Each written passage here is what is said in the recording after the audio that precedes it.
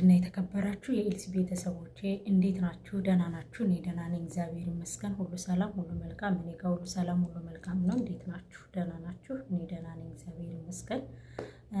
እንግዲህ ይህን ዩቲዩብ ቻናል ላይክ፣ ሼር፣ ሰብስክራይብ እያደረጋችሁ ቤተሰቡ ነው ስለምታደርጉልኝ፣ ስለምታበረታቱ፣ ላይክ ስለምታደርጉኝም ከወዲሁ እጅግ እያደረኩኝ አመሰግናለሁ ማለት ነው። እንግዲህ በትናንትናው ዕለት የተሰማው ዜና ዶክተር ዘሚካኤል ባልታወቁ ሰዎች በመኪና ውስጥ ሆኖ በተተኮሰ ጥይት ህይወቱ አልፏል ማለት ነው። እንግዲህ ይሄ ዶክተር በወልቂጤ ዩኒቨርሲቲ በጣም ሲያገለግል በነበረ ጊዜ ወይም ደግሞ በተማረበት ተምሮ በተመረቀበት ጊዜ ህብረት እንዴት ነው አማርኛ ጠፋብኝ። ተመርቆ በሕክምና ተመርቆ መጥቶ ህዝቡን እያገለገለ ይገኛል እና ባልታወቀ ሰዎች እንደዚህ ተገደለ ማለት ነው። ያ ማለት ምንድነው? እንግዲህ የተማረውንም ያልተማረውንም የሆነውንም ያልሆነውንም እንግዲህ እያደረጉ የሰው ህይወት ከማጥፋት ወደኋላ አልተባለም። እንግዲህ ሀገራችን ጉዳይ እንደዚህ ነው። ምንም ማድረግ አይቻልም። በጣም ከባድ ነው። ይሄ ሰው ለራሱም ሳይኖር የሚሰጠው ደሞዝም ሳይጠቅመው ሳያገለግለው ለሰው እንደኖረ ያስተማረውን ህዝብ እያገለገለ በኖረበት ሰዓት እንግዲህ እንደዚህ ባልታወቀ መንገድ ህይወቱ አልፏል ማለት ነው። በጣም ነው የሚያሳዝነው። እውነት ለመናገር በጣም ልብ ይሰብራል። በጣም ነው የሚያመው። ለፍቶ ሰው ታክቶ ደክሞ ብዙ ዋጋ ለፍቶ ተምሮ እዚህ ደረጃ ደርሶ ለራሱ እንኳን ሳይኖር እንደዚህ ባልታወቁ ሰዎች በተተኮሰ ጥይት ህይወቱ አልፏል ማለት ነው። እንግዲህ ለቤተሰቦቹም ለወዳጅ ዘመዶቹም መጽናናትን እንመኛለን። የሀገራችን ጉዳይ እንግዲህ በዚህ መንገድ እየቀጠለ እንደሆነ ነው የሚያሳየው ማለት ነው። እስከ መቼ የሰው ህይወት እንደሚያልፍ እስከ መቼ የሰው ህይወት በዚህ መንገድ እንደሚቀጥል እንግዲህ እግዚአብሔር ነው የሚያውቀው። ለመናገር አላቅም ምን እንደምል። ይህ ልጅ ብዙ ዋጋ ከፍሎ ብዙ ተሰቃይቶ እንግዲህ ተማሪዎች የነበረን ሰዎች እናውቀዋለን ምን ያህል መስዋዕት ሊከፈል እንደሚችል፣ ምን አይነት መንገድ ላይ ምን አይነት እንትን ላይ ልንሄድ እንደምንችል እንግዲህ በቃ ማወቅ ቀላል ነው እና ቤተሰቦቼ ምን ለማለት ፈልጌ ነው፣ በጣም በሚያሳዝን ሁኔታ የሰው ህይወት እየተቀጠፈ ነው ያለው። በጣም በሚያሳዝን ሁኔታ ምንም ህግ እንደሌለ ምንም ፍትህ በሌለበት መንገድ የሰው ህይወት እንትን እያለ ይገኛል ማለት ነው። እንግዲህ በጣም ነው የሚያሳዝነው። እውነት ለመናገር በጣም ነው እንትን የሚለው በጣም ነው የሚያሳዝነው። ስለ እውነት ማለት ነው። እኔ በጣም ልቤ ተሰብሯል። በጣም አዝኛለሁ። ነፍስ ይማር። ነፍሱን እንግዲህ በአጸደ ገነት ታኑረው። መቼም በምድር ላይ ፍትህ የሚጠይቅለት እንደሌለ ማንኛችንም እናውቃለን። ፍትህም እንደማያገኝ እናውቃለን። ምክንያቱም በብዙ እህቶቻችን አይተናል ማለት ነው። ይሄ ልጅ ብዙ ለፍቶ ብዙ ተምሮ ብዙ መንገዶችን ሄዶ ብዙ ተጉዞ እንግዲህ በተሰጣት ደሞዝ እንኳን ራሱ ሳያገለግል ህዝብ እንዳገለገለ ባጭሩ እንዲቀር አድርገውታል ማለት ነው። በጣም ያሳዝናል። በጣም ከባድ ነው። በነፃነት መውጣት የለም፣ በነፃነት መግባት የለም። ሀገራችን ላይ የሚደርሰው ነገር የሚፈጠረው ችግር በጣም ከባድ እየሆነ እየመጣ ነው ማለት ነው። ቤተሰቦቼ በጣም ያሳዝናል። በጣም ልብ ይነካል። በእውነት በጣም ነው የሚያሳዝነው። ይህ ሰው እኔ እንጃ ምን እንደምል አላውቅም። ምን ያህል መስዋዕት ከፍሎ ይሆን? ምን ያህል ችግሮችን አልፎ ይሆን እዚህ የደረሰው አላውቅም። አንዳንድ ጊዜ ለፍተሽ የሆነ ደረጃ ላይ ልትደርሽ ስትይ ወይም ደግሞ የሆነ መንገድ ላይ ልትደርሽ ስትይ ምን እንደሚገጥምሽ ወይም ደግሞ ምን እንደምትሆኝ አታውቁትም እና ቤተሰቦቼ በጣም ከባድ ነው። ጠላት ወዳጃችንን ማወቅ አልቻለም። ሀገር ውስጥም በነፃነት መቀመጥ አልቻለም። በሰው ሀገርም እንደምናየው ነው። ህዝቡ እየተጋደለ ነው። እኔ አላቅም ምን እንደምላችሁ። በእውነት በጣም አዝኛለሁ። በጣም ልቤ ተሰብሯል። እናት ይብላኝ ለእናት። አንዲት ሴት ምን ስትል ሰማሁ መሰላችሁ? ትናንትና ካገኘሁት ቪዲዮውን አስገባላችኋለሁ እና የልጆች እናት ናት እና ጥቁር አንበሳ ወረቀት ተሰጥቷታል። የእንትን ወረቀት ማለት ነው እና ልጇን በሆነ ነገር እያደነዘዘ ግብረ ሰዶማዊነት እየፈጸመባት ማለት ነው በልጇ ላይ እና ተፈርዶበት ነበረ። መልሶ ደግሞ ተፈታባት እና አሁን ከተፈታ በኋላ ደግሞ በመኪና እያፈላለገው ስለሆነ ህፃኑን ድረሱልኝ፣ ውሸታም ነሽ፣ አንቺ አታምኚም፣ አንቺ እንደዚህ አትይም እያሉ እያሰቃዩኝ ነው ብላ ከዛ እሷም እንደገና የጥቁር አንበሳ ይሄ ወረቀት ሰጥቶኛል እኔ ውሸቴን አይደለም ለልጄ ድረሱለት ምናምን እያለች እየተንሰፈሰፈሽ አየኋት እና ያኔ ትናንትና በጣም ነበረ ውስጥ የተሰበረው፣ በጣም ነበረ ልቤን የነካችው ያቺ ሴት ማለት ነው። እንግዲህ በይፋ ልጇንም እሷንም እንዲህ በይፋ በአደባባይ ወጣ ነበረ ስትማጸን የነበረው ይድረሱልኝ ጥሪ እያለች ግን አንቺ ውሸትሽና አንቺ እንደዚህ ነው እየተባለች የሰው እንትን በእንደዚህ አይነት መንገድ ይቀራል ማለት ነው። እና የዚህ የወንድማችንም ጉዳይ በእንደዚህ አይነት ነገር በእንደዚህ አይነት ሁኔታ ነው ማለት ነው።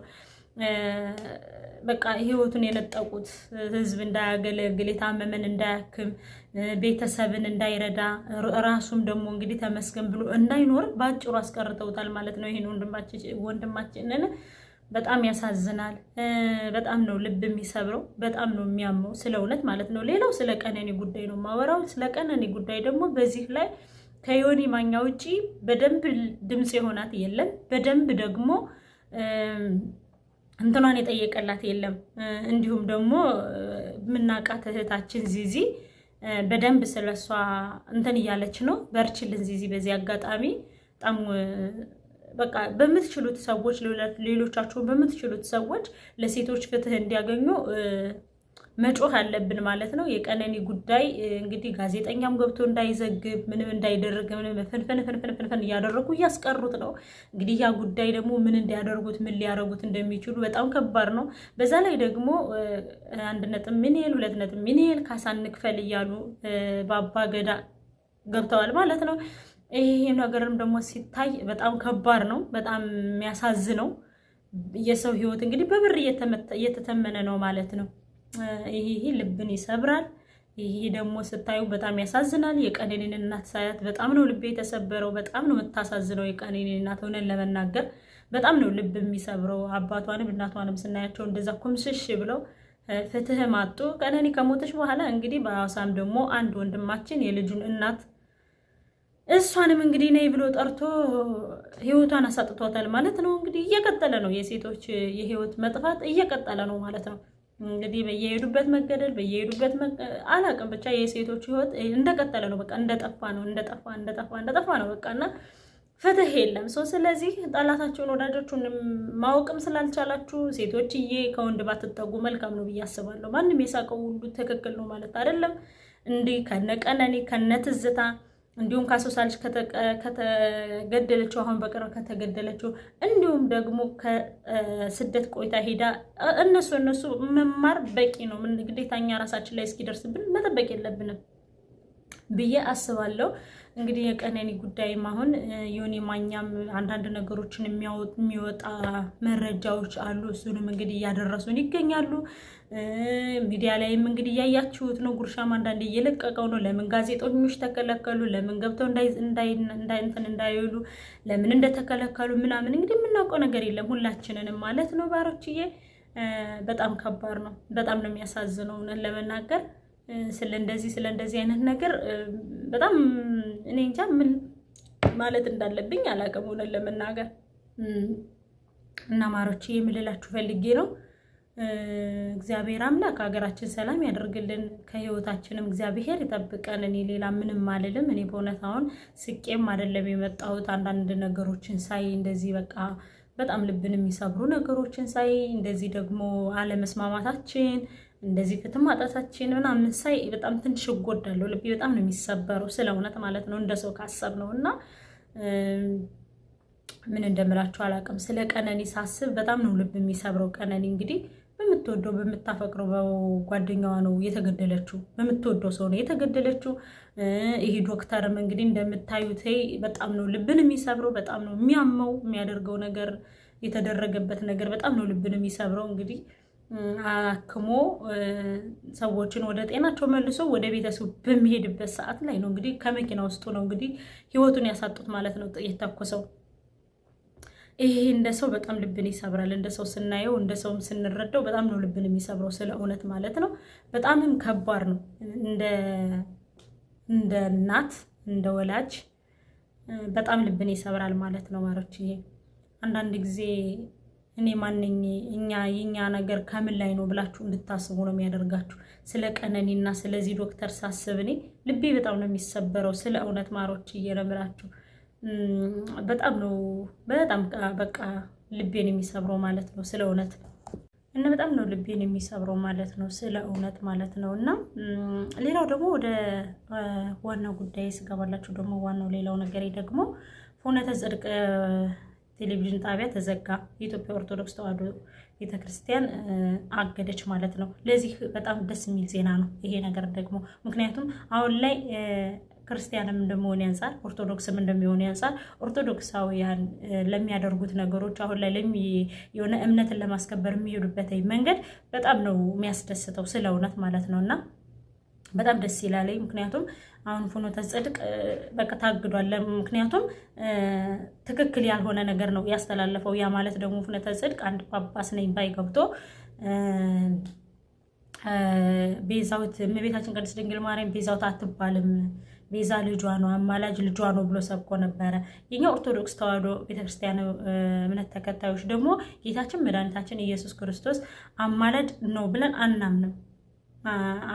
አማላጅም አይደለም። ጌታችን መድኃኒታችን ኢየሱስ ክርስቶስ አማላጅ አይደለም፣ ፈራጅም ነው አምላክም ነው እንጂ ማለት ነው። እና ጌታችን ኢየሱስ ክርስቶስ ነው የሚያማልደው፣ ጌታችን ኢየሱስ ክርስቶስ ነው ያሉ ስብከት ሲያስተላልፉ እንዲሁም ደግሞ የቤታችን ቅድስት ድንግል ማርያም ቤዛ አይደለችም እያሉ ሲሰብኩ ነበረ። በዛ ደግሞ ትንሽ ኦርቶዶክሳውያን በስጨት ብሎ ቤተክርስቲያናችን ደግሞ የኛ አንቁ ቤተክርስቲያናችን ሀገር መሪ የነበረች ሀገርን አስከብራ እስካሁን ድረስ ያቆየች ቤተክርስቲያን ናትና ሕግና ተውፊቅ ያላት እንዲሁም ቀለም ያላት ፊደልን ቆጥራ ቀርጻ የሰጠች እምዬ ተዋሕዶ ቤተክርስቲያን ናት። ለዚህ ደግሞ አይካድም። አንዳንድ ጊዜ ለምን መሰላችሁ? አንዳንድ ጊዜ እውነታን ነገር ለመደበቅ የምንሄድበት መንገድ አይሳካልንም። ለምን እንደሆነ አላውቅም። ዝም ብላችሁ አይታችሁ ከሆነ ማለት ነው። ስለዚህ ስቶፕ ብላለች። እዚህ ጋር ደግሞ ኢትዮጵያ ኦርቶዶክስ ቤተክርስቲያን ስቶፕ ብላ እዚህ ፍኖተ በቤተክርስቲያናችን ስም ተመሳስለው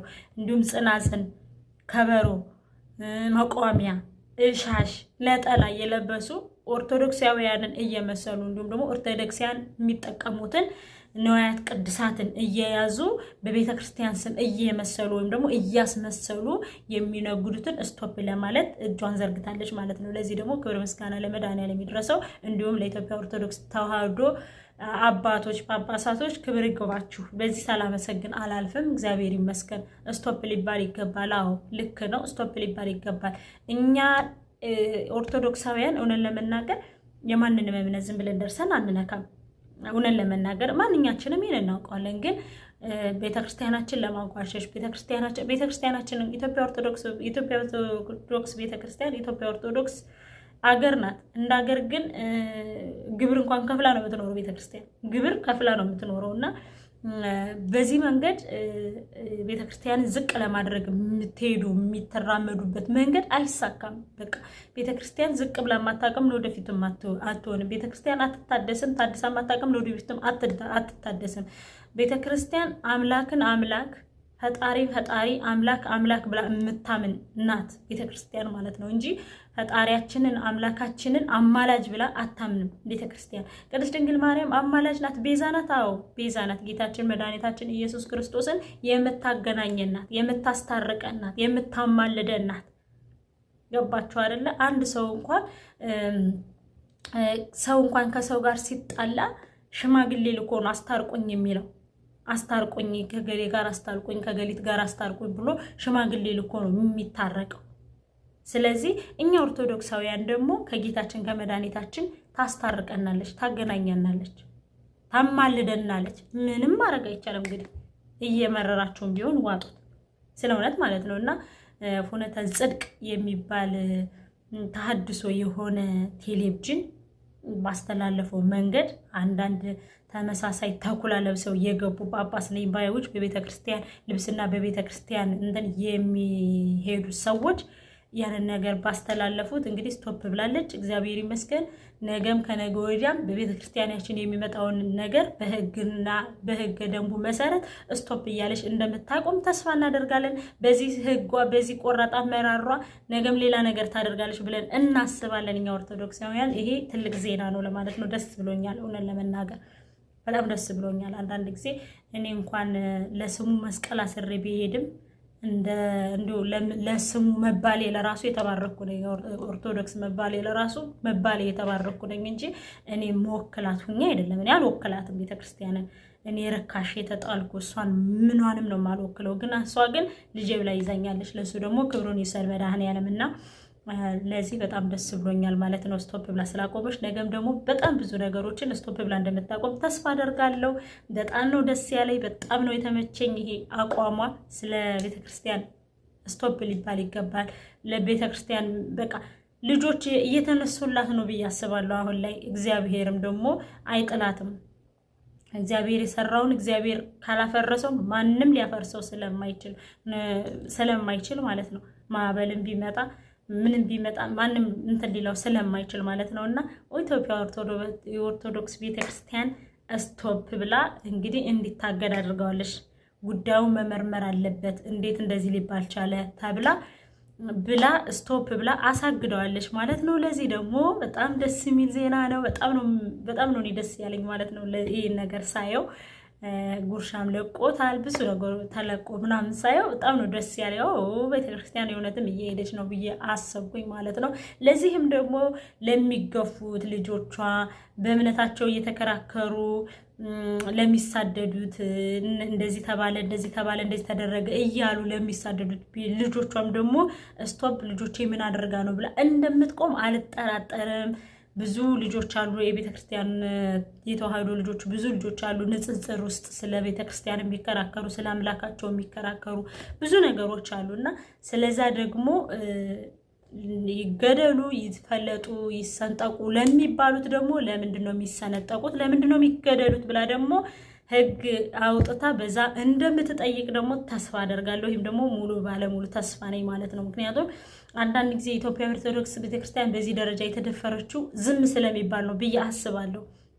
እንዲሁም ደግሞ በባለፈው ንዋያት ቅዱሳቶች ማንም እንዳይጠቀማት ከቤተክርስቲያኖች ማንም እንዳይጠቀማት ብለው አውግዘዋል ወይም ደግሞ አግደዋል ማለት ነው። ይህም ደግሞ ይፈጸማል ብዬ ተስፋ አደርጋለሁ። እንግዲህ ኢትዮጵያ ኦርቶዶክስ ቤተክርስቲያን ለልጆችሽም ለሚሳደዱት ልጆችሽ በሀገራቸው እንዳይቀመጡ፣ ስለ እምነታቸው እንዳይመሰክሩ፣ ስለ እምነታቸው እንዳይናገሩ፣ ለሚታፈኑትና አፋቸው እንዲዘጋ ለሚደረገውም ደግሞ መፍትሄ ትሰጫለሽ ብዬ ተስፋ አደርጋለሁ። በጣም ነው ደስ ያለኝ በዚህ ጉዳይ። በሌሎቹም እንግዲህ በዛ በመጀመሪያ በገባሁበት ቪዲዮ በነ ዶክተርም ነፍስ ይማር በቤተክርስቲያንም እንግዲህ ደስ የሚል መረጃ ነው። ይሄን መረጃ ነው ዛሬ ይዤላችሁ የመጣው ውዶችዬ፣ ቤት ማሮችዬ፣ ፍቅሮችዬ ስለነበረን ቆይታ በጣም አመሰግናለሁ።